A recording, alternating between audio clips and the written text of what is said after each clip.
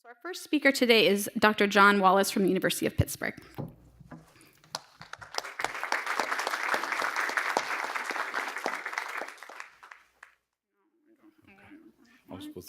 I asked if there was a laser point. I'm supposed to be brief and brilliant, but I can at least be brief. All right, 10 seconds in. Good morning. Good to see you this morning. I dream a world where race does not define one's experience of the American dream. About 3 weeks ago, I was talking to a guy, he was telling me the story about his grandfather and how he had immigrated to the United States from Italy.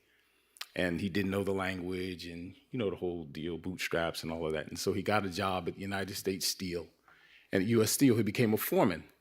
And there, get promoted, all the things happened. And then now his grandson lives in Upper St. Clair, which is probably one of the most affluent suburbs in the city of Pittsburgh. This is a picture of my grandfather, and the beautiful baby that he's holding is me. My grandfather, his father, Marshall Gross, was a slave. My grandfather, like the gentleman I spoke to, also worked at U.S. Steel. In fact, he worked at U.S. Steel for 42 years. He was told, "Ralph, you're a great worker, and if you weren't a Negro, I could make you a foreman. But here at United States Steel, we can't have black men giving white men instruction." And so all that goes with being employed and promoted and raises, and then the eighth wonder of the world, which we all know is what? Compound interest and buying a better home and all of those things that happen could not happen for my grandfather because he was black. Now I'm going to ask you to multitask and read a little bit and listen to me at the same time. I dream a world where race and racism is understood as a mega challenge of social work, much like the elephant talking to his therapist. I'm right here in the room, and no one even acknowledges me. So I asked myself, where is race in the grand challenges? And so what I did was I took the text from each of the policy papers, I combined them into a single document. I loaded them into Wordle, and Wordle, as you know, takes the text and it will make the size of the word based on its frequency. And so the question was, where is race in the 11,147 words that comprise those documents? And race and racial showed up 16 times, or 0.0001 of the text. Or where is race in the grand challenges? It's actually right there, the little small word in the corner. I dream a world where there's not racial disparities in all 12 of the grand challenges. Show you a little data. I dream a world where African-American children are twice as likely as white children to die as infants because we're concerned about healthy outcomes for children. I dream a world where there are no race gaps in the leading causes of death because we want to close the gaps in health. And the leading causes, which include heart disease, cancer, homicide, diabetes, those are the causes where we find the largest disparities by race. I dream a world where African Americans' lives would be as long and as productive as white Americans. We still live 4 or 5 years less, and for black men, it's even more than our white colleagues. I dream a world where African-American seniors are not socially isolated. So if you look at the top row, African-American women, African-American men, white women, white men, 25% of African-American women asked about their social space where they live independently. A quarter of them indicate that they are limited to the room where they sleep. I dream a world where African-Americans are only 13% of the population, but 40% of the homeless population. I dream a world where we're not overrepresented in homelessness. I dream a world where race is not the most significant predictor of living in a toxic environment, not having clean water, living near waste. I dream a world where African-American wealth is not 6.5 times less that of white Americans, or translated into dollars, $700,000.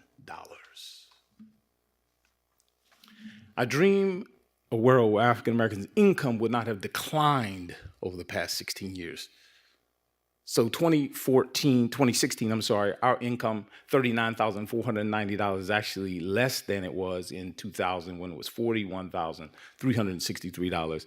Not to mention that it is over $20,000 less than our white American colleagues. I dream a world where African Americans are not 30% less likely to own an asset like a home. If we roll back to our grandparents, one Italian immigrant from Italy, mine from Talladega, Alabama, whose father was a slave. I looked at the price of the home that my grandparents lived in, that I actually have the deed. They paid about $12,000 for that home in 1956. That same home in 2014 is worth $12,000.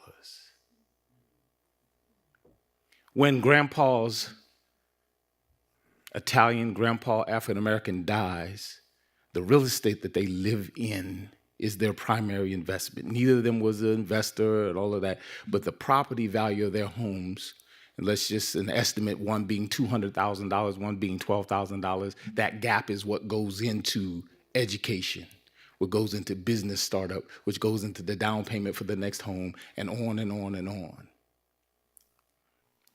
I dream a world where African Americans have equal access to and use of technology to benefit their health. Doctors don't assign the technologies to monitor people's health as frequently, don't have access to technology, don't use the technology for research on health conditions and so forth. I dream a world where African Americans are not 6 times more likely to be incarcerated, where 1 in 3 of Black men will be arrested. There's only 2 of us in here. The other one is probably locked up. I dream a world where I'm not mistaken as tech support at SSWR. In 2016, after completing my talk, I took this picture of myself. And I don't look real happy, because I'm not. Because as I was leaving, one of my white female colleagues comes in the room and says, "Oh, good, are you here to help me set up my PowerPoint?" And so the reason I took my picture of myself, because this right here is my sleigh suit and my money tie. I looked good. And the reason that I existed in the mind of my white female social worker colleague was to help her set up her PowerPoint. And my response was, "No, I'm not here to help you set up your PowerPoint, but I will." But in my mind, I was like,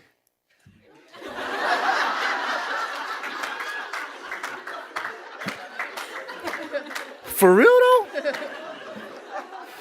I dream a world where we work together to achieve equal opportunity, equity, and justice. My question for you is, are you up for the challenge? 8 minutes. Thank you very much.